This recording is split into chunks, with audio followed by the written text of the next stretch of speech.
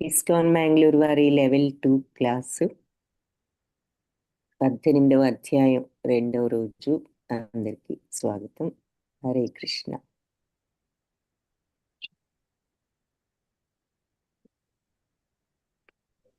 హరే కృష్ణ మోక్ష మాతాజీ. హరే కృష్ణ ప్రభుజీ. హరే కృష్ణ.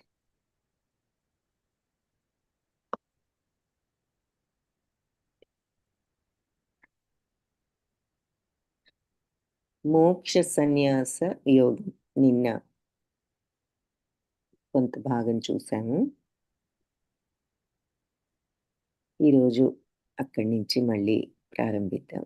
ఓం అజ్ఞానతిమిరాంధస్య జ్ఞానాంజనశలాకయ చక్షురున్మిళితం येन తస్మై శ్రీగురవే నమః. నమో ఓం విష్ణుపాదాయ కృష్ణపృష్ఠాయ భూతలే శ్రీమతే భక్తి వేదాంత స్వామీతి నామినే. నమస్తే సరస్వతి దేవి గౌరవాణి ప్రచారిణే నిర్విశేష శూన్యవాది పాశ్చాత్య దేశధారిణే. హే కృష్ణ కరుణా సింధో దీనబంధో జగత్పతే గోపేశ గోపికా కాంత రాధాకాంత నమోస్తుతే. తప్త కాంచన గౌరాంగి రాధే బృందావనేశ్వరి వృషభానుసుతే దేవి ప్రణమామి హరిప్రియే. జయ శ్రీ కృష్ణ చైతన్య ప్రభు నిత్యానంద శ్రీ అద్వైత గదాధర శ్రీవాసాది గౌరభక్త బృంద. హరే కృష్ణ కృష్ణ కృష్ణ హరే హరే, హరే రామ రామ రామ హరే హరే. హరే కృష్ణ కృష్ణ కృష్ణ హరే హరే, హరే రామ రామ రామ హరే హరే. హరే కృష్ణ కృష్ణ కృష్ణ హరే హరే, హరే రామ రామ రామ హరే హరే. హరే కృష్ణ కృష్ణ కృష్ణ హరే హరే, హరే రామ రామ రామ హరే హరే. హరే కృష్ణ భక్తి. హరే కృష్ణ. మోక్ష సన్యాస యోగాన్ని నిన్న మొదలు పెట్టాము, కొంతవరకు చూసాము. ఆల్మోస్ట్ 18 శ్లోకాస్ చూసాం నిన్న.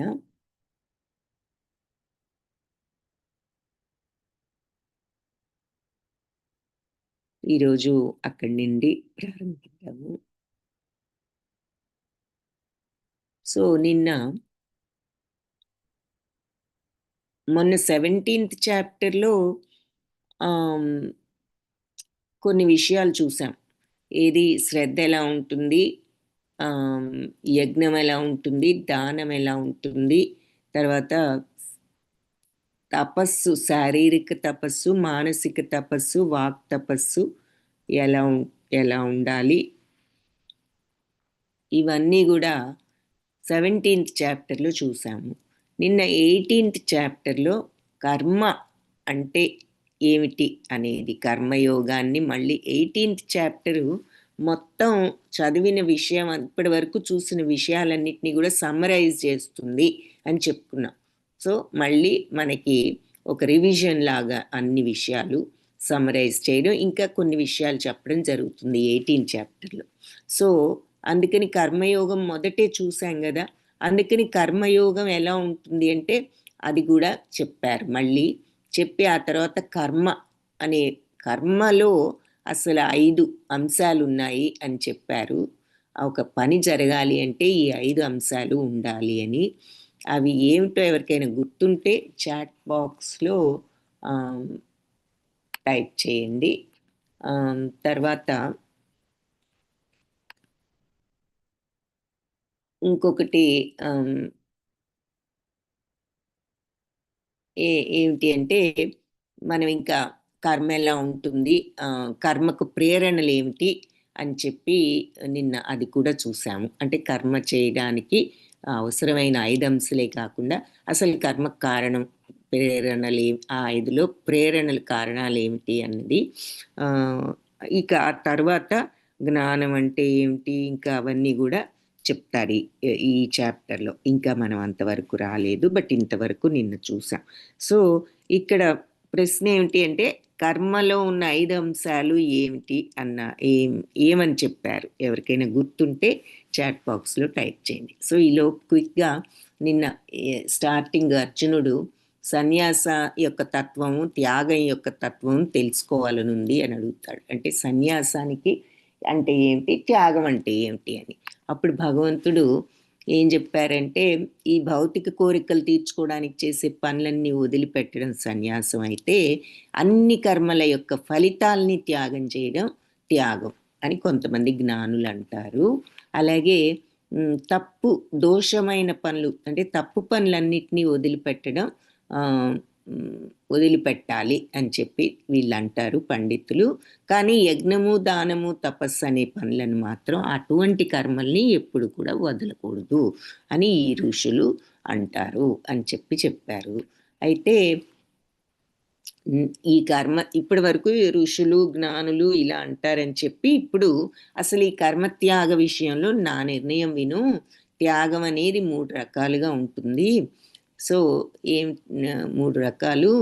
యజ్ఞము, దానము, తపస్సులనే ఈ కర్మలను ఎప్పుడూ కూడా వదిలిపెట్టకూడదు అని చెప్పి భగవంతుడు మళ్ళీ క్లియర్గా చెప్పారు. యజ్ఞమైన, దానమైన, తర్వాత తపస్సు అయినా ఎప్పుడు వదలకూడదు. అంటే తపస్సు అనేది ఏమిటి అంటే బిహేవియర్ అని చూసాం, డీపర్ మీనింగ్. యజ్ఞము అంటే డీపర్ మీనింగ్ ఏం చెప్పుకుంటాం ఇప్పుడు, ఏ పని అయినా సరే భగవదర్పితం చేసి ఫలాపేక్ష లేకుండా ఉన్నప్పుడు అది యజ్ఞంతో సమానము. అది డీపర్ మీనింగు. సో యజ్ఞాన్ని మానకూడదంటే మనబోటి వాళ్ళు అందరూ మామూలు యజ్ఞాలు చేయగలమా? ఏది అగ్ని ముందు కూర్చుని మంత్రాలు చదువుతూ స్వాహ స్వాహ అంటూ భగవంతుడికి ఎప్పుడన్నా ఒకసారి చేయిస్తాము, అది కూడా ఏ బ్రాహ్మణుడితోనో చేయిస్తాం. కానీ మనం నిత్యము యజ్ఞాలు చేయడం అనేది చేయలేం. సో ఇక్కడ యజ్ఞం అంటే అర్థం ఏమిటి అంటే పనులను ఆ విధంగా చేయడం, ఏది భగవదర్పితం అనుకుని ప్రతిఫలాపేక్ష లేకుండా చేయగలగటం. ఏదొచ్చినా మనం మరి సమత్వం భగవత్ ప్రసాదం అనుకుని రియాక్ట్ అవ్వకుండా ఉండగలగటం. ప్రతిఫలాపేక్ష లేకుండా ఉండడం అంటే అది అర్థం, ఏదైనా ఒకటే అనే భావంతో ఉండగలగటం. సో అప్పుడు అది యజ్ఞం అవుతుంది. ఇది మనం చాలాసార్లు ఈ విషయం చెప్పుకున్నాం, యజ్ఞానికి మీనింగ్. సో నేను మీ అందరికీ అది తెలిసే ఉంటుందని ఆశ పడుతున్నాను. ఎందుకంటే అయిపోవచ్చింది సెకండ్ లెవెల్ కూడా.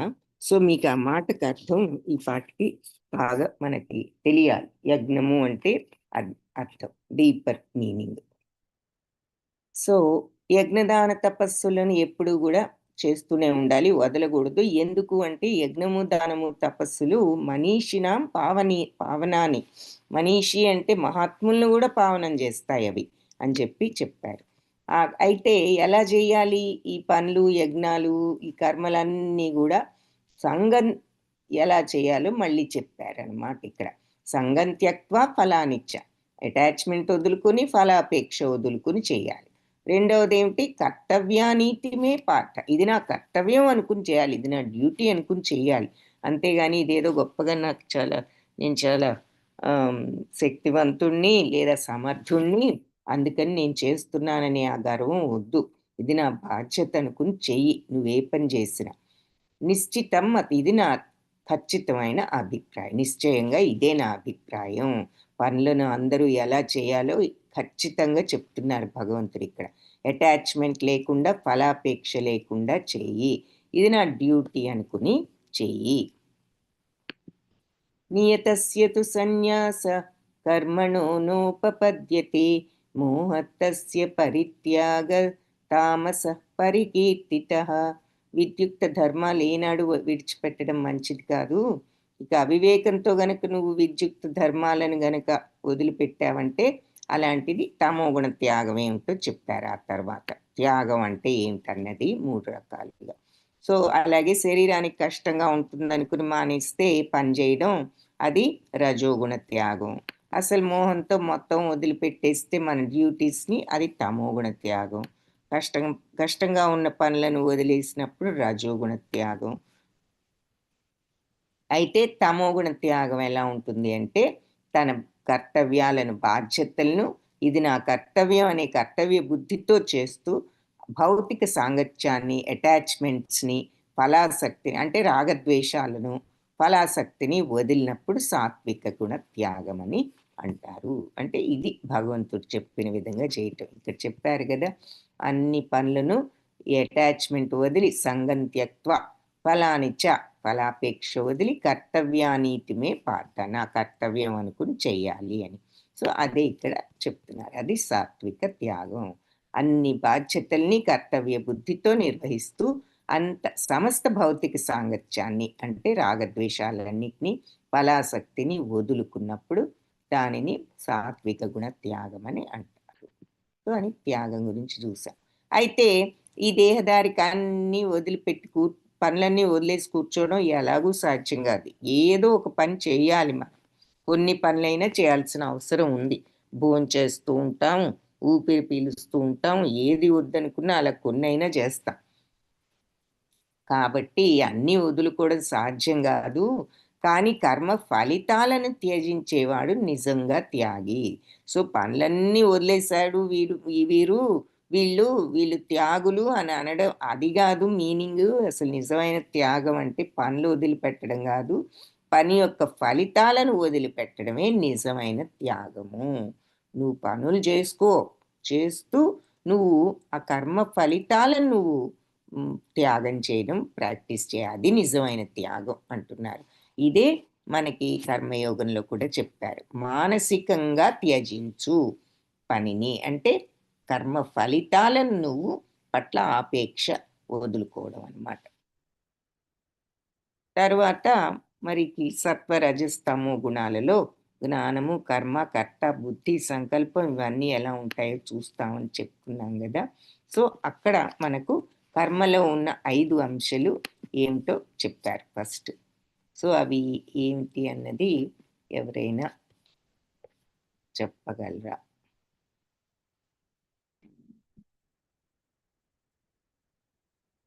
కర్మ కారణాలు, దేహం, కర్త, ఇంద్రియాలు, ప్రయత్నము. వెరీ గుడ్, 4 చెప్పారు. అసలైంది మర్చిపోయారు మాతాజీ. Very good you. మీరు అన్నీ కరెక్ట్గా చెప్పారు. అసలైంది 5వది ఇంకొకటి ఉంది. అదేమిటి? ఇంద్రియాలు, మనస్సు అంటే ఆత్మ, మనస్సు కాదు మంజుల మాతాజీ. చైతన్యం, పరమాత్మ. కరెక్ట్, పరమాత్మ 5వది. అయితే జ్యోత్స్న మాతాజీ మిగిలిన 4 కరెక్ట్గా చెప్పారు. సో దేహము, తర్వాత కర్త అంటే దేహంలోని ఆత్మ కర్త, ఇంద్రియాలు ఉండాలి, కాళ్ళు, చేతులు, కళ్ళు, ముక్కు ఇవన్నీ ఉండాలి ఏదైనా పని చేయాలంటే. ప్రయత్నం, మనం అన్నీ ఉన్నాయి ఏమీ చేయకుండా కూర్చుంటే పని అవ్వదు. ఎగ్జాంపుల్ ఏం చెప్పుకున్నాము, కింద ఉన్న పుస్తకం తీసి టేబుల్ మీద పెట్టాలి అంటే మనం మరి అక్కడ మనకు ఒక బాడీ ఉండాలి, ఆ తర్వాత మరి మనిషి అలైవ్గా ఉండాలి, ఆత్మ ఉండాలి, చైతన్యం లేనిదే ఆ బాడీ పనికిరాదు. సో అది ఉండాలి. 3వది ఇంద్రియాలు, మరి కాళ్ళు చేత్తో బాడీతో వంగాలి, చేత్తో తీయాలి. సో ఇవన్నీ ఉన్నాయి, ఇంద్రియాలు ఉండాలి. అలాగే 4వది ప్రయత్నం ఉండాలి. అన్నీ ఉన్నా అలా దాన్ని వెంక చూస్తూ కూర్చున్నామంటే అది పైకి రాదు కదా టేబుల్ మీదకి. సో ప్రయత్నం ఉండాలి. అన్నీ ఉన్నా అసలు భగవంతుడు లేనిదే ఏదీ జరగదు. కాబట్టి ముందు భగవంతుడు ఉండాలి. కాబట్టి ఈ 5 కూడా కర్మలోని అంశాలు. Okay, very good. ఇది అన్ని చక్కగా కరెక్ట్గా చెప్పారు జ్యోత్స్న మాతాజీ, మంజుల మాతాజీ. Very good. హనుమంతరావు ప్రభుజీ, జ్ఞానము వేరు, అదేమో కర్మ యొక్క ప్రేరేపణ.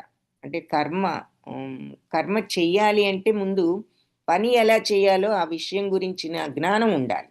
ఏదైనా ఎగ్జాంపుల్ ఏం చెప్పుకున్నాం, వంట చేయాలి అనుకున్నాం అనుకోండి, వంట చేయాలి అంటే వంట చేయడం ఎలాగో, కూర వండాలి అంటే కూర వండటం ఎలాగో తెలిసి ఉండాలి, ఆ జ్ఞానం ఉండాలి, ఆ నాలెడ్జ్ ఉండాలి.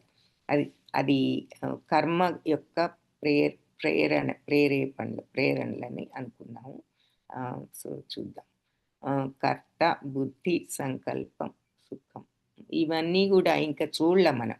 సంకల్పం చూడలేదు, సుఖం చూడలేదు, బుద్ధి చూడలేదు, ఇవేమి ఇంకా చూడలే. సో ఇవన్నీ ముందు ముందు చూస్తాము. భీమేశ్వరరావు ప్రభుజీ యజ్ఞం అంటే ఏమిటని చెప్పారు. ఓకే, సో హరే కృష్ణ, అందరికీ ధన్యవాదాలు. సో ఈ కర్మలో ఉన్నటువంటి 5 అంశాలు ఏమిటి అంటే, మరి మనం కార్యస్థానం దేహము, కర్త, వివిధ ఇంద్రియాలు, మనం చేసే ప్రయత్నం, చివరిగా పరమాత్మ అనే ఈ 5 కూడా ఒక పనికి కారణాలు. ఈ 5 ఉంటేనే ఏ పనైనా జరుగుతుంది.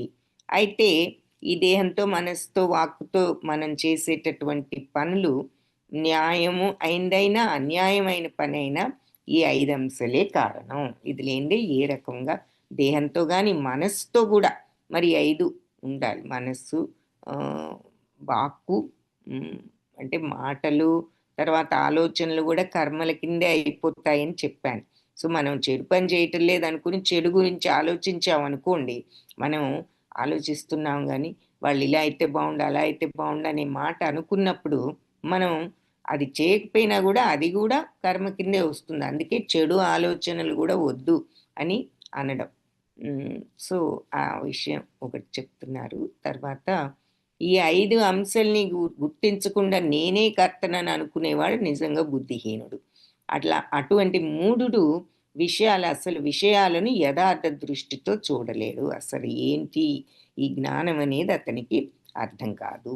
నేనే అనే మూఢత్వంలో ఉంటాడు. అంతేగాని ఇవన్నీ ఉండాలి, పైన భగవంతుడు ఉండాలి, అప్పుడే మరి ఏదైనా సాధ్యం, ఏదైనా చైతన్యంతో పనిచేస్తుంది అంటే భగవంతుడు ఆ చైతన్యాన్ని సప్లై చేస్తున్నంత వరకే మనం ఏదైనా చేయగలం అనే జ్ఞానాన్ని మనం లేనప్పుడు అది మూఢత్వమే, నేనే చేస్తున్నాను అని అనుకుంటే అని అంటున్నారనమాట. అలాగే అటువంటి అహంకారం లేకుండా, నేను చేస్తున్నాను అనే అహంకారం లేకుండా, అహంకారంతో ప్రభావితుడు కానివాడు, సంగత్వరహిత బుద్ధి, అటాచ్మెంట్ లేకుండా చేసేవాడు అయిన మనిషి ఈ జగత్తులో ఎవరినైనా సంహరించినా కూడా అతను సంహరించినట్లే అవుతుంది అని అంటున్నారు. ఇదేమిటి, మనుషులను చంపితే చంపకుండా ఉన్నట్లే ఎలా అవుతుంది అని మనకి ప్రశ్న వస్తే, అక్కడ పాయింట్ ఏమిటంటే మన మైండ్లో ఉన్న ఫీలింగ్ ఎలా ఉన్నది, ఏ భావంతో మనం పనిచేస్తున్నాం అన్నది ముఖ్యం. సో ఇక్కడ చంపటం, మనం కోపంతో చంపినా, ఈర్ష్యతో చంపినా, తప్పు ఉద్దేశంతో చంపినా అది పాపం. కానీ ఇక్కడ నా డ్యూటీ, మరి సోల్జర్ ఉన్నాడంటే చంపాలి, సైనికుడు ఉన్నాడంటే అతను వెళ్ళింది యుద్ధం చేయడానికి, అతను మరి అవతల వాళ్ళని, అతని జాబే అది, అతని యొక్క పనే అది. కాబట్టి ఆ యుద్ధం రాకుండా చూడటానికే అందరూ అన్ని విధాల ముందు ట్రై చేస్తారు. ఈ తప్పనిసరి పరిస్థితుల్లో మరి యుద్ధం చేయవలసి వచ్చినప్పుడు, యుద్ధంలో నువ్వు చేయవలసింది ఏమిటంటే నీ రాజ్యాన్ని, నువ్వు నీ వైపున్న నీ రాజ్యాన్ని రక్షించడం నీ ధర్మం. కాబట్టి నీ రాజ్యాన్ని, నీ ప్రజల్ని రక్షించడం నీ ధర్మం. కాబట్టి నువ్వు అది చేయవలసిన అవసరం ఉంది. సో అది డ్యూటీగా చేస్తున్నాడు. అందుకే ఎన్నోసార్లు చూసాం, కర్తవ్యంగా చెయ్యి, అది అతని కర్తవ్యంగా చేస్తున్నాడు. అంతేగాని కక్షతో చేయడం లేదు, కోపంతో చేయడం లేదు, ఈర్ష్యతో చేయడం లేదు, ద్వేషంతో చేయడం లేదు. సో అక్కడ అందుకని మైండ్ సెట్, ఏ పని చేసినా మైండ్ సెట్ ఇంపార్టెంట్. మన బాధ్యత అనుకుని చేయాలి కానీ ఈ రాగద్వేషాలతో చేయకూడదు. సో అతను ద్వేషంతో చంపడం లేదు, నా బాధ్యత ఇది, నేను యుద్ధంలో ఉన్నాను, ఇది నా డ్యూటీ. మరి సైనికుడు వెళ్ళి యుద్ధం చేయకుండా 2 చేతులు కట్టుకుని నుంచుంటే ఇంకక్కడ మరి యుద్ధం అనే కార్యం చేయడానికి అతను తీసుకున్న ఉద్యోగానికి అతను ఇంకా న్యాయం ఎలా చేకూర్చినట్లు అవుతుంది? కాబట్టి అది అక్కడ అర్థం. నేను చేస్తున్నానని అనుకోవడం కాదు, అతని కోపంతో చేస్తున్నానని అనుకోకూడదు. ఇది నా బాధ్యత, నేను చేయవలసింది ఇది అనుకోవడం అంతవరకే. ఆ తర్వాత చేయవలసింది చెయ్యాలి.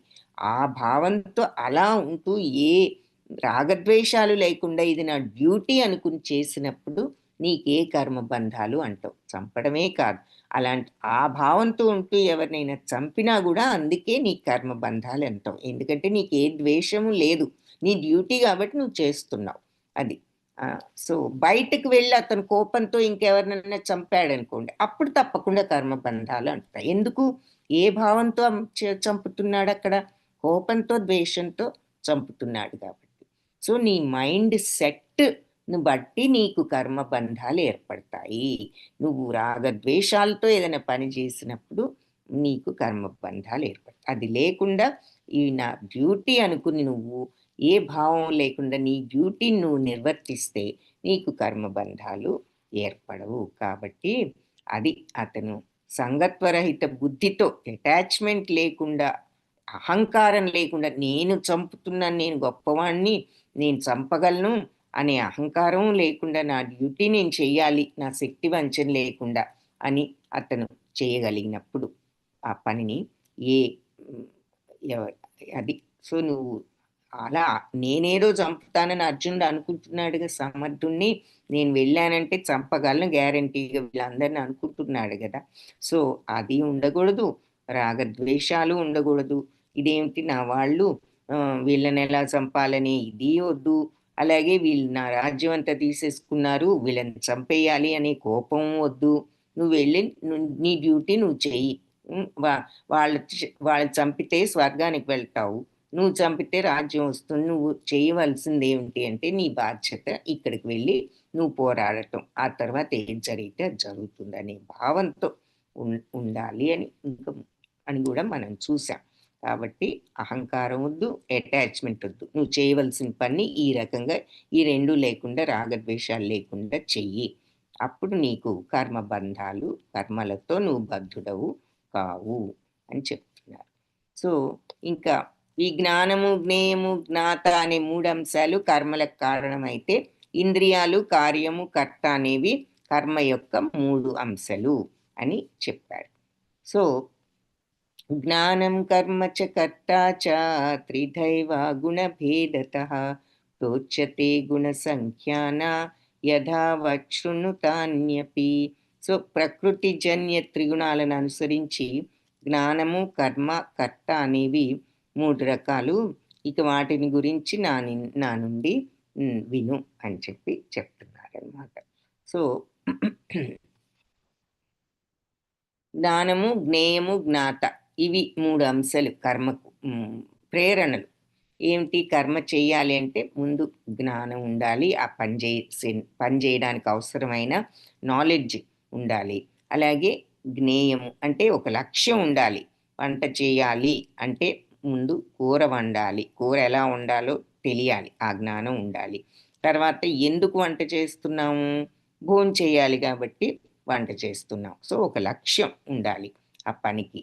సో కూర వండడానికి లక్ష్యం ఏమిటి అంటే మనం భోజనం చేయాలి కాబట్టి, భోజనంలో ఏదో ఒకటి తినాలి కాబట్టి ఆ వంట తయారు చేసుకుంటాం. అది లక్ష్యం ఉండాలి ఏ పనికైనా. జ్ఞాత, ఈ వంట చేసే జ్ఞానం ఒకటైతే ఆ జ్ఞానం ఉన్న వ్యక్తి ఒకళ్ళు ఉండాలి. వంట చేసే పద్ధతి ఇది, అది ఉండాలి, ఒక పద్ధతి ఉండాలి. కూర వండడానికి ఒక విధానం ఉండాలి, కూర వండడానికి కారణం ఉండాలి, భోజనం చేయాలి. మరి ఆ కూర వండడం తెలిసిన వ్యక్తి ఒకళ్ళు ఉండాలి అక్కడ. జ్ఞాత అంటే ఈ నాలెడ్జ్ ఉన్న వ్యక్తి ఒకళ్ళు ఉండాలి. సో ఈ 3 కర్మ అనే దానికి ప్రేరణలు, కర్మ జరగటానికి ప్రేరణలు. ఇక ఇంద్రియాలు, ఈ పని, కర్త, చేసేవాడు, ఇవన్నీ కూడా కర్మ యొక్క అంశాలు అని చెప్పి ఇలా క్లియర్గా విడదీసి కర్మను గురించి చెప్పారు. నెక్స్ట్ శ్లోక ఇప్పుడు చూద్దాం. ఇక్కడ వరకు నిన్న ఇక్కడ వరకు చూసాము. సో ఈరోజు 19th నుండి స్టార్ట్ చేద్దాం. జ్ఞానం కర్మ చ కర్తా చ త్రిధైవా గుణభేదతః ప్రోచ్యతే గుణసంఖ్యానే యథా వశృణుతాన్యపి. సో ప్రకృతి అంటే ఈ జ్ఞానము, కర్మ మరియు కర్త, త్రిదైవ గుణభేదత. సో 3 రకాలు ఉన్నాయి.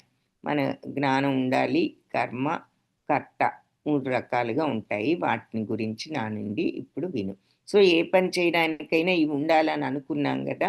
సో ఇప్పుడు వీటిని గురించి సో ఎలా వివరంగా చూస్తాం. జ్ఞానం ఉండాలి, అవి కర్మకు ప్రేరణలు అనుకున్నాం. జ్ఞానం, అలాగే కర్మ పని, అసలు పని అనేది కూడా 3 రకాల పనులు ఉంటాయి అంటున్నారు. కర్త చేసేవాడు కూడా, వాళ్ళలో కూడా రకాలు ఉన్నాయి, 3 రకాలు. అవేమిటో ఇప్పుడు చెప్తాను అని చెప్పి ఇప్పుడు చెప్తున్నారు. సర్వభూతేషు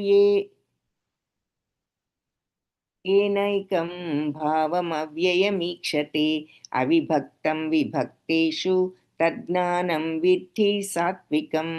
సో జ్ఞానం గురించి ఫస్ట్ చెప్తున్నారు. సో జ్ఞానం గురించి, కర్మ గురించి, కర్త గురించి చెప్తాను. ఇవన్నీ కూడా 3 రకాలు ఉన్నాయన్నారు కదా. సో ఫస్ట్ జ్ఞానం గురించి చెప్తున్నారు. సో సర్వభూతేషు ఏనైకం, అన్ని జీవులు కూడా ఒక్కటే అనే భావం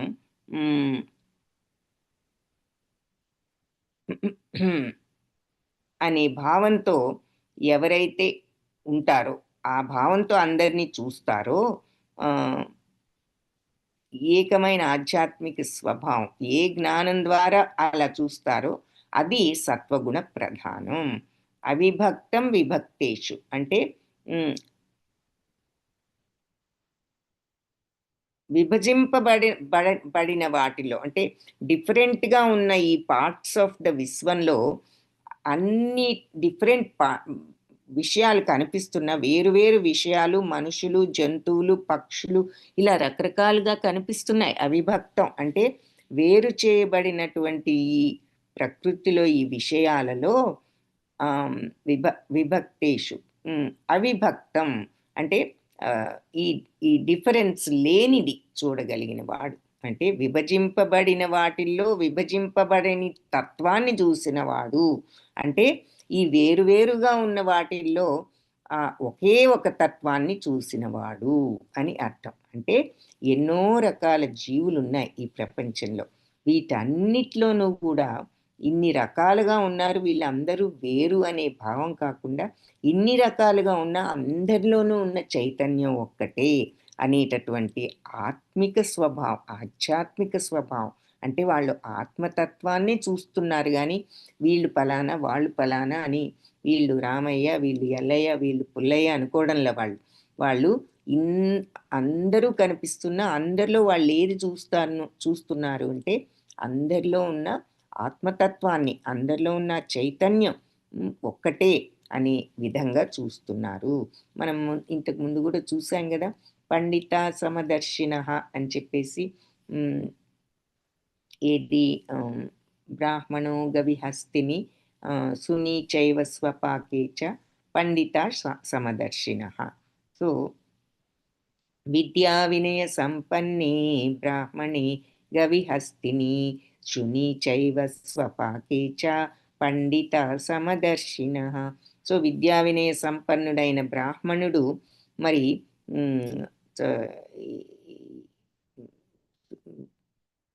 బ్రాహ్మణునైనా, విద్యా వినయ సంపన్నుడైన బ్రాహ్మణునైనా, గోవునైనా, శుని అంటే కుక్కనైనా, హస్తిని అంటే ఏనుగైనా, స్వపాకేచ అంటే మాంసాహారం తినే వాళ్ళనైనా, ఎటువంటి వాళ్ళనైనా మరి సమానంగా చూస్తాడు పండితుడు అని చెప్పి. ఎందుకు? అతను అందరిలోనూ పరమాత్మను చూస్తున్నాడు అన్నది మనం ఇంతకు ముందు చూసాం భగవద్గీతలో. కాబట్టి అతను ఎవరిని చూసినా పైన ఆకారంతో వీళ్ళు వేరు అనుకోకుండా అందరిలోనూ ఉన్న ఆత్మ ఒక్కటే, చైతన్యం ఒక్కటే అని చెప్పి చూస్తాడు. కాబట్టి అసంఖ్యాక రూపాల్లో విభజింపబడి ఉన్న ఈ ప్రపంచంలో జీవులు, వారందరిలో కూడా అవిభక్తమై ఉన్న ఈ ఆత్మిక స్వభావాన్ని ఏ జ్ఞానంతో వాళ్ళు చూస్తారో అలాంటి జ్ఞానం సత్వగుణ జ్ఞానము. సో ఎవరైతే ఇన్ని రకాల జీవులలో అందరినీ కూడా సమత్వంతో లోపల ఉన్న ఆత్మను చూస్తున్నారో వాళ్ళు సత్వగుణ జ్ఞానం ఉన్నవాళ్ళు అని చెప్పారు. పృథక్వేన తు యజ్ఞానం నానాభావాన్ పృథగ్విధాన్ వేత్తి సర్వేషు భూతేషు తజ్ఞానం విద్ధి రాజసం. ఏ జ్ఞానం ద్వారా అన్ని శరీరాల్లో భిన్న జీవులు ఉన్నట్లు మనుషులు చూస్తారో అది రజోగుణ సంబంధమైన జ్ఞానం అని తెలుసుకో. సో మనం ఇప్పుడు వీళ్ళు పలానా అనే డిఫరెన్స్తో చూస్తూ ఉన్నప్పుడు అందరినీ వేరువేరుగా అది రజోగుణ భావం. ఎవరైతే వీళ్ళంతా వేరైనా అందరిలో ఉన్నది ఒకటే చైతన్యం అనే భావంతో దృక్పథంతో ఉంటారో వాళ్ళది సత్వగుణ జ్ఞానం. వీళ్ళు పలానా వీళ్ళు మన వాళ్ళు, వీళ్ళు బయట వాళ్ళు, వీళ్ళు మన బంధువులు, వీళ్ళు మన మిత్రులు, వీళ్ళు మన మిత్రులు కాదు, ఇలా వేరు భావంతో ఉండటం రజోగుణ సంబంధమైన జ్ఞానం.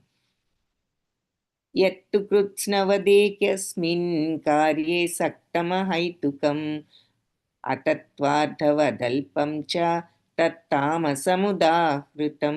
సో ఇక తమోగుణ జ్ఞానం ఎలా ఉంటుంది అంటే అల్పమైనటువంటి ఒక పని కోసం కారణం లేకుండా, సత్య అవగాహన లేకుండా, అంటే అసలు విషయాన్ని నిజంగా అర్థం చేసుకోకుండా, కారణం లేకుండా మరి ఎవరైతే అదే సర్వస్వం అనే భావనలో ఇక ఏదైనా పనిలో లీనం అవుతారో అది తమోగుణ జ్ఞానము అని చెప్తున్నారు. అంటే ఇప్పుడు ఏదైనా పని తప్పు అని అసలు అది చేయాలా చేయకూడదా, చేయవలసిన పనేనా చేయకూడని పనే అనే విషయాన్ని కూడా ఆలోచించుకోకుండా, తెలుసుకోకుండా, అలాగే ఒక కారణాన్ని కూడా తెలుసుకోకుండా పని చేయడం తమోగుణ జ్ఞానం. సో అంటే మరి చెడు పనులు ఉంటాయి, ఉదాహరణకి ఎన్నో చెడు పనులు ఉంటాయి.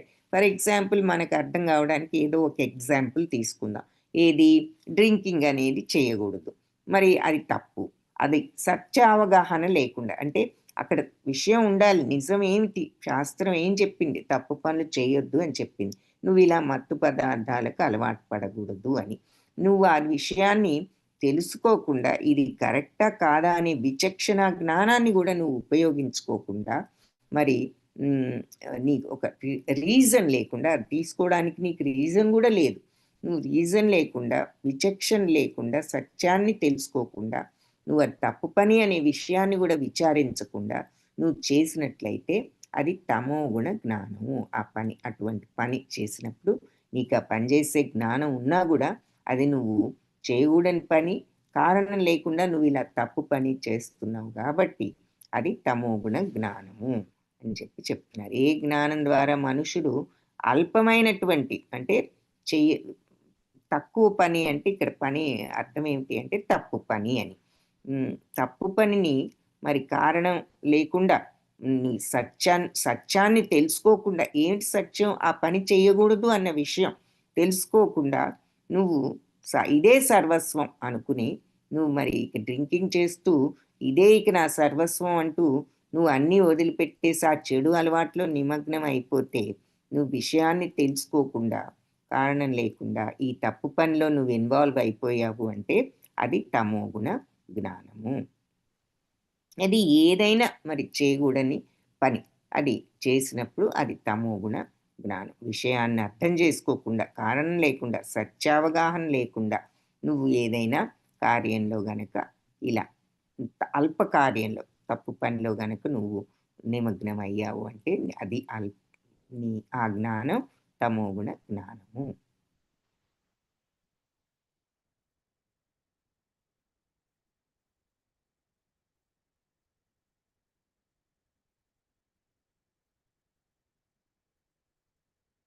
అంటే ఎగ్జాంపుల్స్ ఇక్కడ కూడా భాష్యంలో ఏమి ఇచ్చారంటే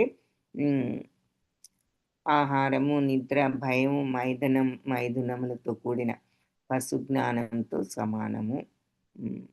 అదే ఇక్కడ అలాంటి జ్ఞానాన్నే ఇక్కడ తమోగుణ ఫలమని వర్ణించారు అని చెప్పి చెప్తున్నారు.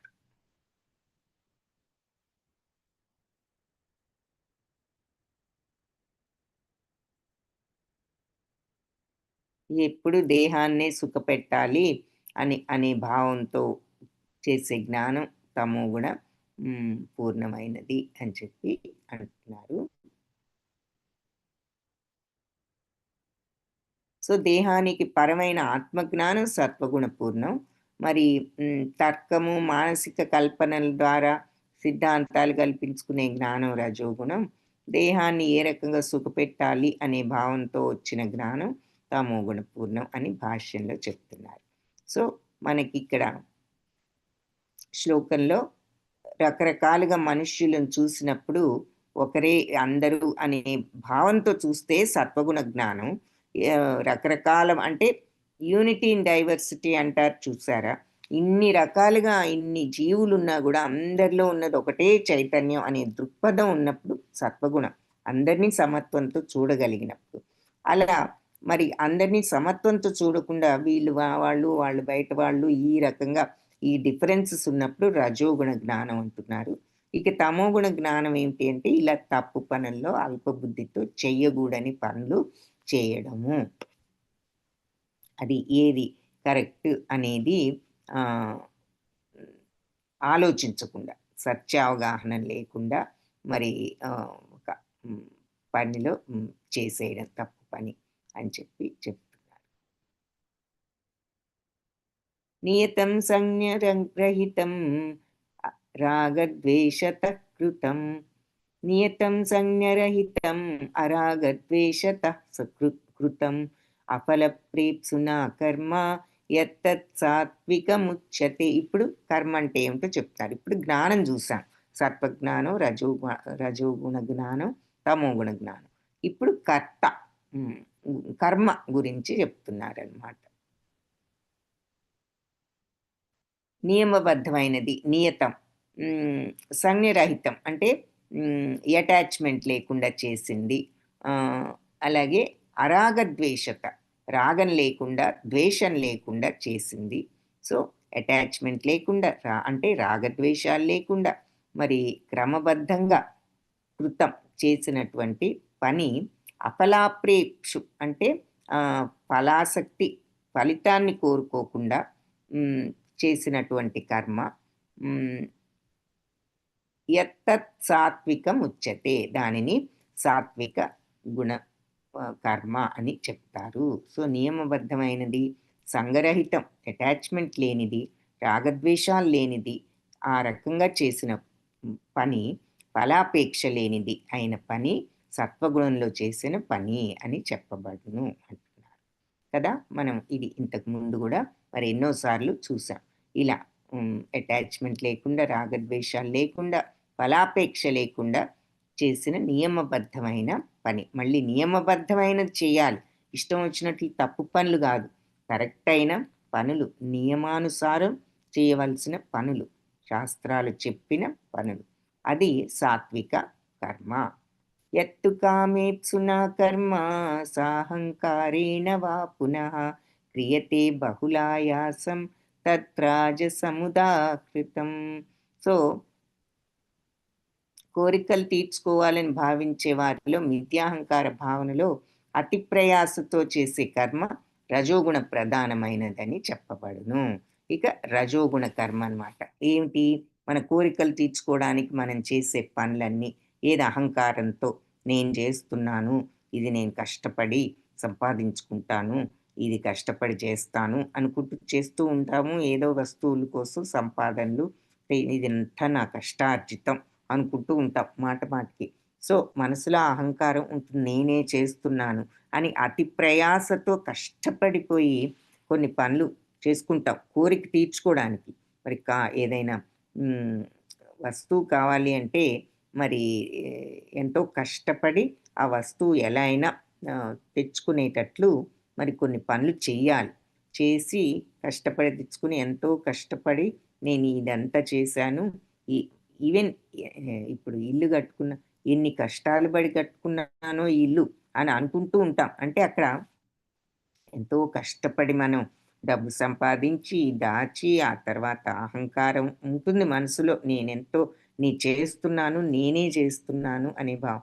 మనం ఎంత కష్టపడ్డా ఏది చేసినా మనకి ఏది ప్రాప్తి లేనిదే, భగవంతుడి దయ లేనిదే ఏది జరగదు అనే ఆలోచన విధానం మనకు ఉండనప్పుడు మనం ఇక అన్ని నేనే చేస్తున్నాను అనేటటువంటి ఆ అహంకారం మనసులో ఉండడము, ఈ ప్రయాసలు పడి ఈ కోరికలు తీర్చుకోవడానికి నానా విధాలు అవస్థలు పడి పనిచేసి మనం చేసుకుంటాం. కోరిక తీర్చుకుని అంతా నా కష్టార్జితం అని గర్వంగా అనుకుంటాం. అలా కోరికలు తీర్చుకోవాలనే భావంతో, అహంకారంతో, అతి ప్రయాసతో చేయబడే కర్మ రజోగుణ ప్రధానమైనది. సో, మోస్ట్‌లీ మరి మనుష్యులంతా గూడా ఈ రకంగానే ప్రవర్తిస్తూ ఉంటారు మనం ఆలోచిస్తే. సో, రజోగుణ కర్మ అది అనుబంధం క్షయం హింస అమన క్షయం హింసా మనపేక్ష్య చ పౌరుషం మోహాదారభ్యతే కర్మ యత్తామసముచ్యతే. సో అనుబంధం క్షయం అంటే భవిష్యత్ బంధాలను, నాశనాన్ని, హింస హింసను అంటే పరులను హింసించడము, అనపేక్ష అంటే అది దానివల్ల వచ్చే పరిణామాలు ఏమిటి అనేది ఆలోచించకుండా, మరియు పౌరుషం అంటే ఇక్కడ గర్వం అనొచ్చు, సామర్థ్యం అనొచ్చు, ఇవన్నిటితో మోహదారభ్యతే అంటే భ్రాంతితో చేసేటటువంటి కర్మలు తామసాలు అని చెప్పబడింది, చెప్పబడినవి అంటున్నారు. సో శాస్త్ర నిర్దేశాలను ఉల్లంఘించి భవిష్యత్ సంబంధాన్ని కానీ, మరి పరహింసను కానీ, పర దుఃఖాన్ని కానీ లెక్క చేయకుండా ఈ భ్రాంతితో ఇటువంటి మోహంలో ఉంటూ చేసేటటువంటి కర్మలు తమో గుణానికి సంబంధించినవి. ఇక్కడ భ్రాంతి అంటే అంత నాలెడ్జ్ లేకుండా ఆ స్థితిలో ఉండడాన్ని భ్రాంతి అంటే. ఇది మంచి ఇది చెడు అనే విచక్షణ లేనప్పుడు అది మూఢత్వాన్ని భ్రాంతి, మోహము అంటున్నారు. అంటే ఏది ఏది మనకు ఉండాలి, ఏది ఉండకూడదు అని తెలుసుకునే వివేకం లేనప్పుడు అని. సో శాస్త్ర నిర్దేశాలను పట్టించుకోరు, భవిష్యత్తులో బంధాలు కలుగుతాయన్న విషయాన్ని ఆలోచించరు, పరహింస ఇది అని తెలుసుకోరు, మరి పర దుఃఖం కలిగిస్తుంది వేరే వాళ్ళకని అనుకోరు, ఎవరికైనా హింస ఉంటుంది మనం చేసే పనితో అన్నది పట్టించుకోరు, ఇది శాస్త్రం వద్దని చెప్పింది అన్నది పట్టించుకోరు, ఇది మనం చేస్తే అవతల వాళ్ళకి దుఃఖాన్ని కలిగిస్తామే అన్నది పట్టించుకోరు. ఇలా ఏది పట్టించుకోకుండా భ్రాంతిలో ఉంటూ మూఢత్వంతో చేసే కర్మలు తమో గుణానికి సంబంధించిన కర్మలు అని చెప్తున్నారన్నమాట. భవిష్యత్తులో బంధాలు కలిగిస్తాయని కానీ, నాశనం చేస్తాయి వేరే వాళ్ళనని, హింసను కలిగిస్తాయి వేరే వాళ్ళకని, మరి అనపేక్ష దీనికి పర్యవసానం ఎలా ఉంటుందో అనే విషయాన్ని పట్టించుకోకుండా మరి వాళ్ళు ఈ భ్రాంతిలో చేసేటటువంటి ఇటువంటి భ్రాంతితో చేసే పనులన్నీ కూడా తమోగుణ పనులు అని చెప్తున్నారు. సో యూజువల్గా శాస్త్రాలు వద్దన్నవే అవతల వాళ్ళకి మరి హింస చేసే పనులు, హింస కలిగించడం, అవతల వాళ్ళని బాధ పెట్టడం, ఇవన్నీ కూడా. సో ఇప్పుడు మనం తమోగుణ కర్మ, సాత్విక కర్మ, మరి రాజసిక కర్మల్ని మూడింటిని కూడా చూసాం. ముక్త సంజ్ఞోనహంవాదీ ధృత్యుత్సాహ సమన్విత సిద్ధ్యోర్నిర్వికార కర్త సాత్విక ఉచ్యతే. ఇప్పుడు కర్మ గురించి చూసాం కదా, ఇప్పుడు కర్త గురించి చెప్తున్నారు.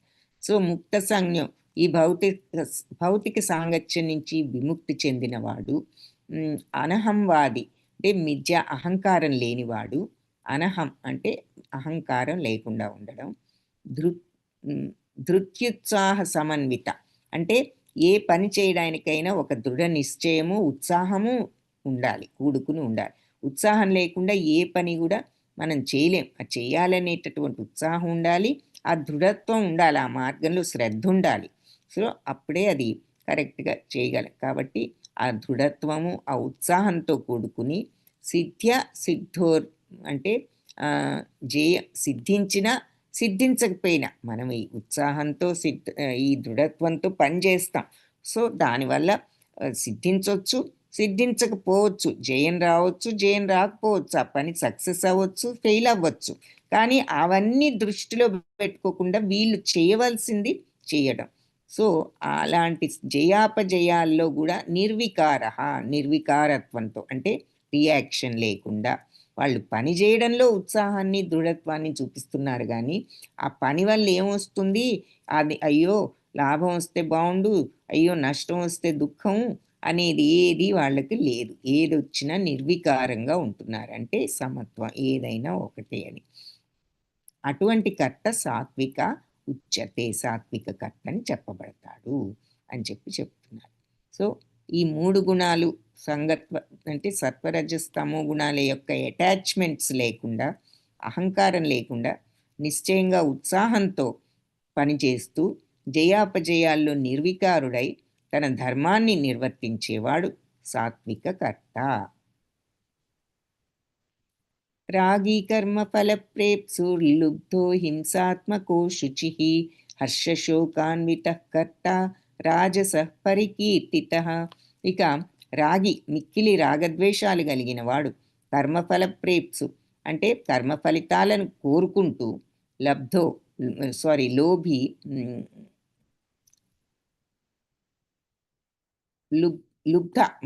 లుబ్ధ అంటే ఆ లోభి అంటే ఎవరు, విపరీతమైన ఆశలున్నవాడు అని, దురాశ, టూ మచ్ గ్రీడ్ అన్నమాట, అంటే విపరీతమైన కోరికలు. హింసాత్మకో శుచి, హింసాత్మకం అంటే అసూయతో కూడుకున్నవాడు, అశుచి అంటే పవిత్రత లేనివాడు, అపరిశుద్ధుడు అంటే ఇక్కడ శారీరక అపరిశుద్ధత్వం కాదు, ఆత్మ మనస్సులో పరిశుద్ధత లేకపోవడం, అంటే బ్యాడ్ థాట్స్తో, ఈర్ష్యాద్వేషాలతో అనుకోవచ్చు. హర్షశోకాన్విత అంటే సుఖ దుఃఖాలతో ప్రభావితుడు అయ్యేవాడు. మరి సుఖం వచ్చినప్పుడు పొంగిపోవడం, దుఃఖం వచ్చినప్పుడు కుంగిపోవడం, సుఖ దుఃఖాలతో ప్రభావితుడు, ఎఫెక్ట్ అయ్యేవాడు, సుఖ దుఃఖాలకి ఎఫెక్ట్ అయ్యేవాడు. అటువంటి కర్త రాజస పరికీర్తిత, రజోగుణంలో ఉన్న కర్తని చెప్పబడ్డాడు. సో కర్మ ఫలితాలు అనుభవించాలని కోరుకుంటూ కర్మ ఫలితాల పట్ల ఆసక్తితో, కరెక్ట్ ఆపోజిట్ అన్నమాట సత్వగుణానికి. అక్కడ కర్మ ఫలితాల పట్ల ఆసక్తి లేదు, ఇక్కడ కర్మ ఫలితాల మీద ఆసక్తితోనే ఉంటూ, లోభి అంటే విపరీతమైన కోరికలతో, అసూయాపరుడు, శుచిరహితుడు అంటే శుచిత్వం లేనివాడు, సుఖ దుఃఖాలతో చలించేవాడు అయిన కర్త రజోగుణ కర్త అని అనబడును. అయుక్త ప్రాకృత స్తబ్ధ శఠో నైష్కృతికోలసః విషాదీ దూర్ఘసూత్రీ చ కర్త తామస ఉచ్యతే. భౌతికాసక్తుడు, మొండితనం గలవాడు, మోసం చేసేవాడు, ఇతరులను అవమానించడంలో దక్షుడు, అంటే ఎంతసేపు అవతల వాళ్ళని అవమానించాలని ఫీలింగ్తో ఉన్నవాడు, సోమరి, సదా ఎప్పుడు కూడా చింతాక్రాంతుడు, అంటే ఎప్పుడు కూడా ఏదో ప్రాబ్లం ఉన్నట్టు ఫీల్ అయ్యేవాడు, వృధాగా కాలాన్ని వ్యయం చేసేవాడు, టైం వేస్ట్ చేసేవాడు, సదా శాస్త్ర నిర్దేశాలకు విరుద్ధంగా కర్మను చేసేవాడు, శాస్త్రాలు ఇలా చేయాలని చెప్తే దానికి ఆపోజిట్గా చేసేవాడు. వీళ్ళని తమోగుణకర్తలని చెప్తారు అని చెప్పి అంటున్నారు. సో అది కంప్లీట్ భౌతికాసక్తితో, మొండితనంతో, శాస్త్రాలు వద్దని చెప్పే కర్మలు చేసేవాడు, సోమరిగా ఎప్పుడు మరి అవతల వాళ్ళని అవమానించడం, మోసం చేయడం, టైం వేస్ట్ చేయడం, సోమరితనంతో ఉండడం, ఇవన్నీ కూడా తమోగుణకర్తలు వాళ్ళ లక్షణాలని చెప్తున్నారు.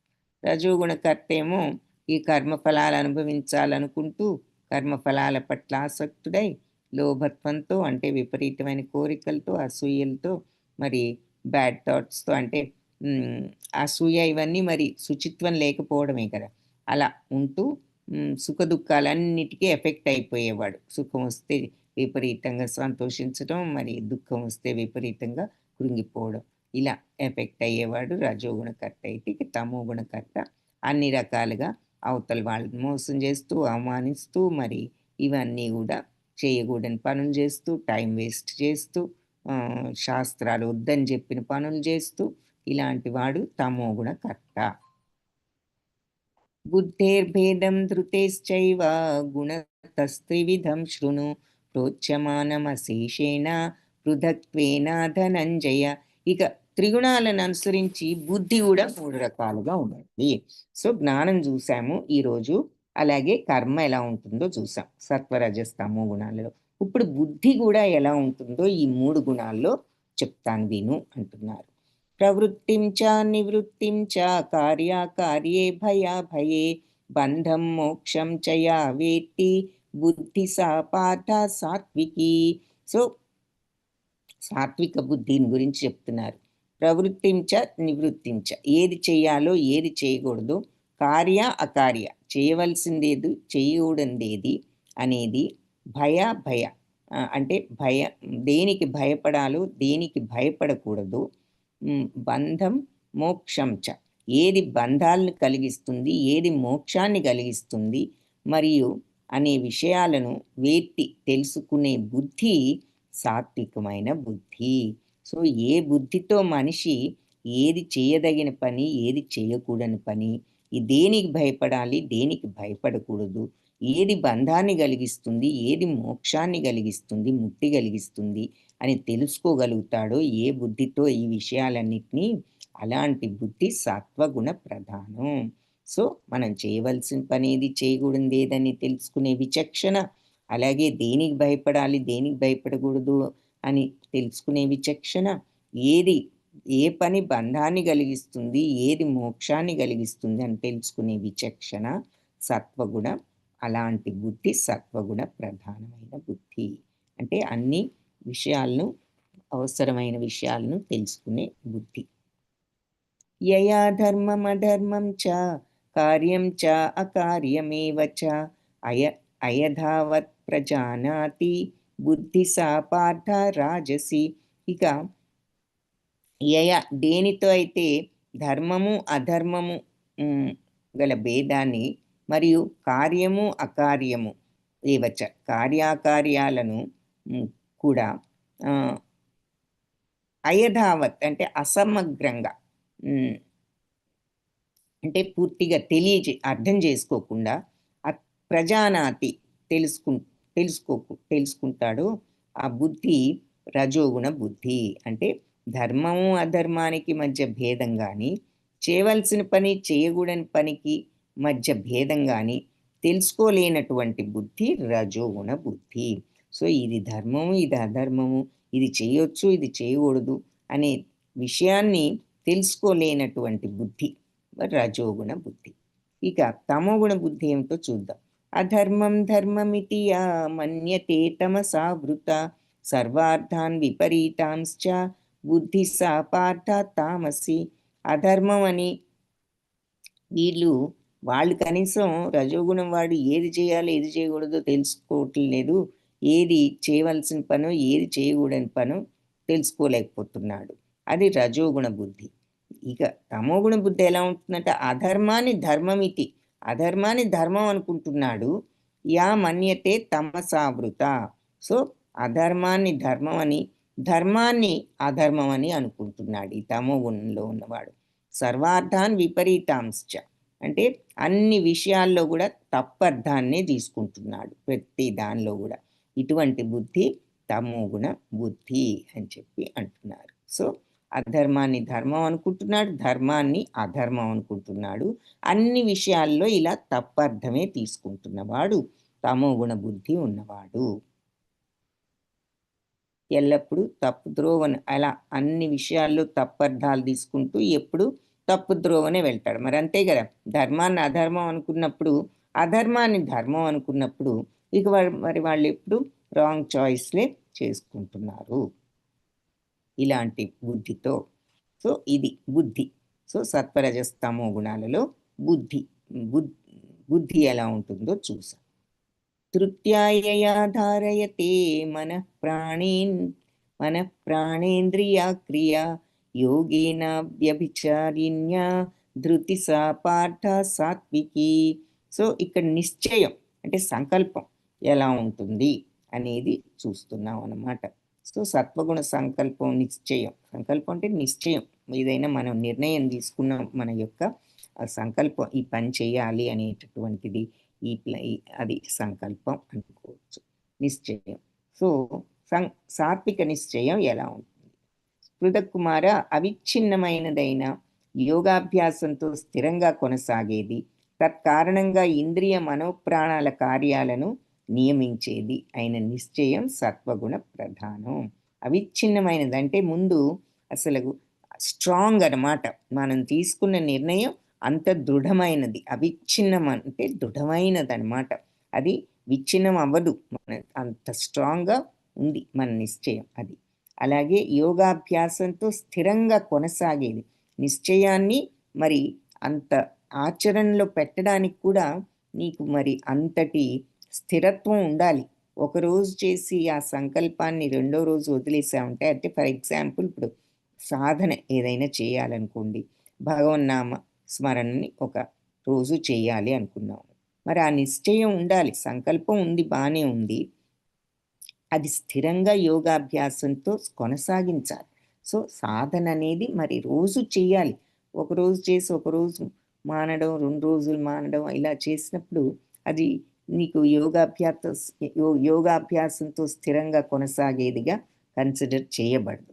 కాబట్టి ఏ పనినైనా నువ్వు అలా యోగంలాగా నువ్వు అంత మనస్ఫూర్తిగా కాన్సన్ట్రేషన్తో ప్రతిరోజు నువ్వు దాన్ని ప్రాక్టీస్ చేయాలి, సాధన చేయాలి స్థిరంగా.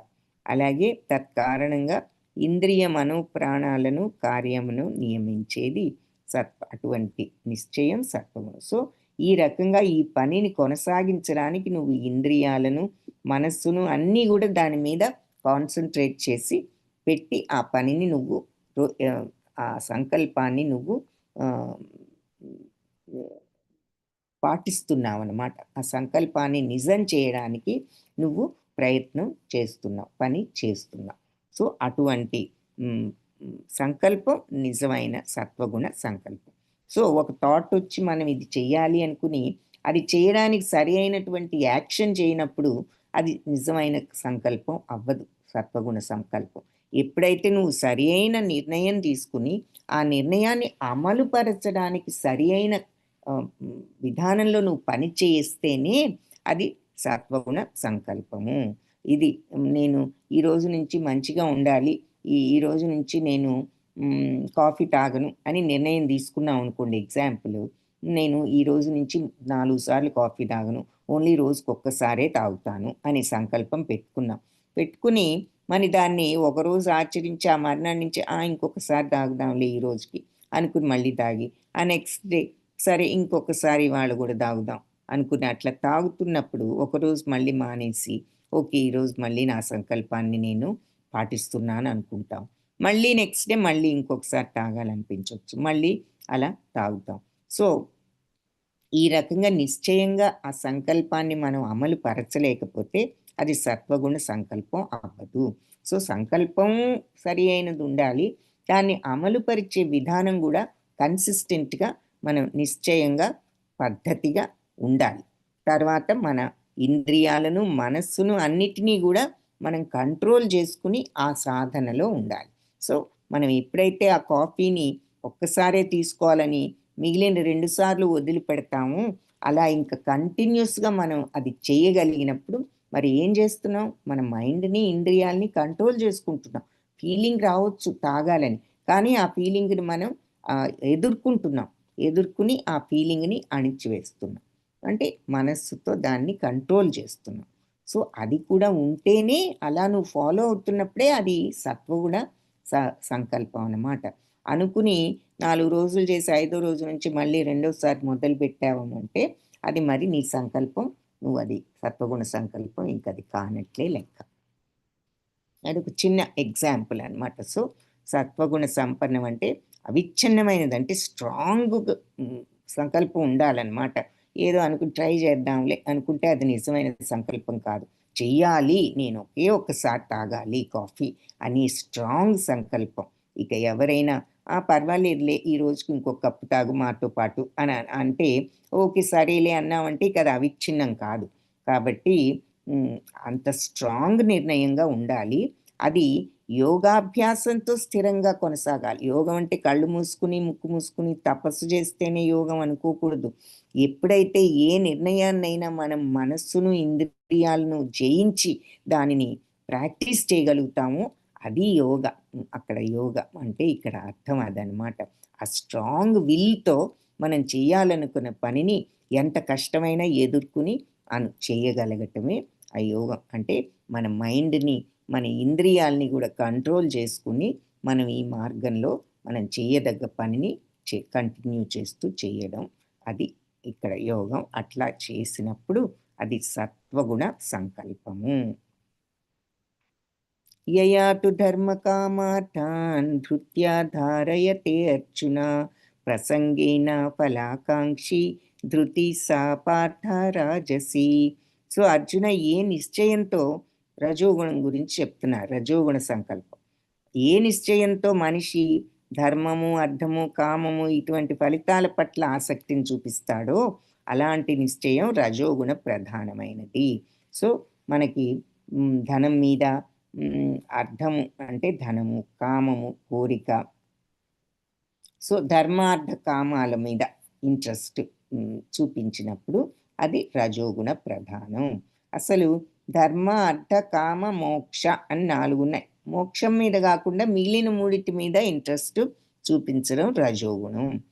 ఇది ధర్మం, ఇది ఏదో కాస్త పుణ్యం అని కొన్ని పుణ్యాలు చేస్తూ ఉన్నాడు. ఇక అర్థం ఎంతసేపు మరి సంపద, ధనం కోసం వాటి మీద ఆసక్తి, కామం ఇక కోరికల మీద ఆసక్తి, ఇవన్నీ కూడా రజోగుణ నిశ్చయాలు. ఏ నిశ్చయంతో ఇలా ధర్మార్థ కామాల మీద ఇంట్రెస్ట్ చూపిస్తాడో అలాంటి ఇంట్రెస్ట్ ఉన్న వాళ్ళు అది వాళ్ళ సంకల్పాలు రజోగుణ ప్రధానమైన సంకల్పాలు. యయా స్వప్నం భయం శోకం విషాదం మదమేవచ నవిముంక్తి దుర్మేధా ధృతి సా పార్థ తామసి. సో ఏది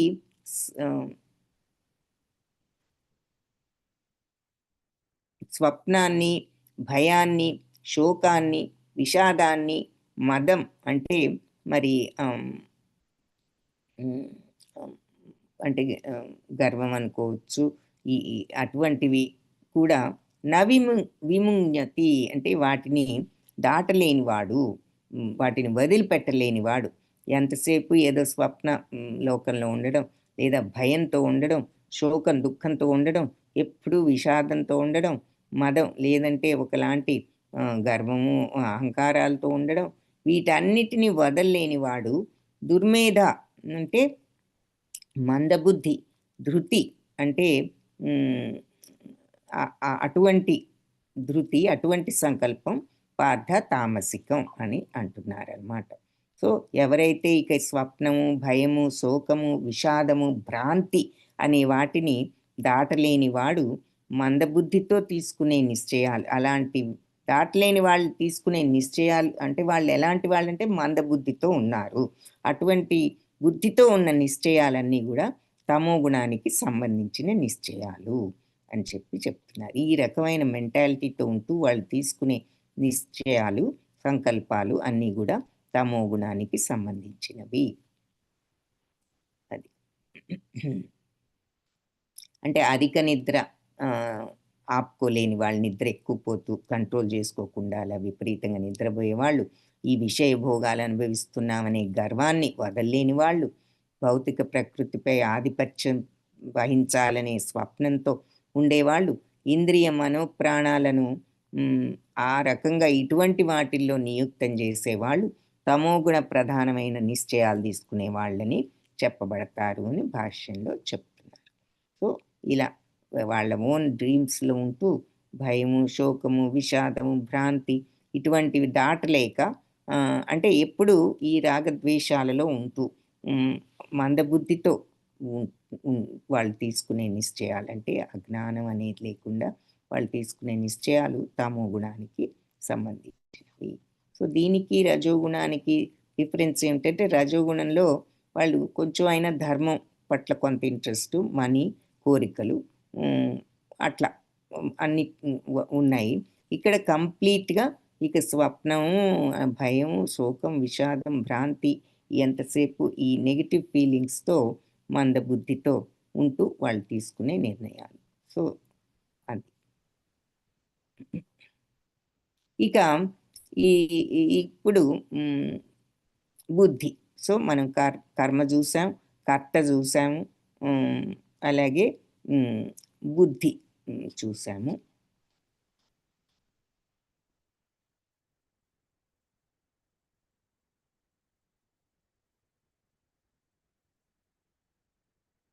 బుద్ధి చూసాము, సంకల్పం చూసాము, కర్మ చూసాము. 3 రకాలు ఎలా ఉంటుంది అన్నది. బుద్ధి, సంకల్పం, అంతకుముందు కర్త. కర్మ, కర్త, బుద్ధి, సంకల్పం, ఈ 4 చూసాం సత్వరజస్తమో గుణాలలో ఎలా ఉంటాయి అన్నది. సో నెక్స్ట్ ఏం చెప్తున్నారు అంటే, ఇంకా సుఖం త్విదానీం త్రివిధం శృణు మే భరతర్షభ అభ్యాసాద్ రమతే యత్ర దుఃఖాంతం చ నిగచ్చతి. సో ఇక సుఖంలో 3 రకాలు ఉంటాయి, అవి ఏమిటో విను.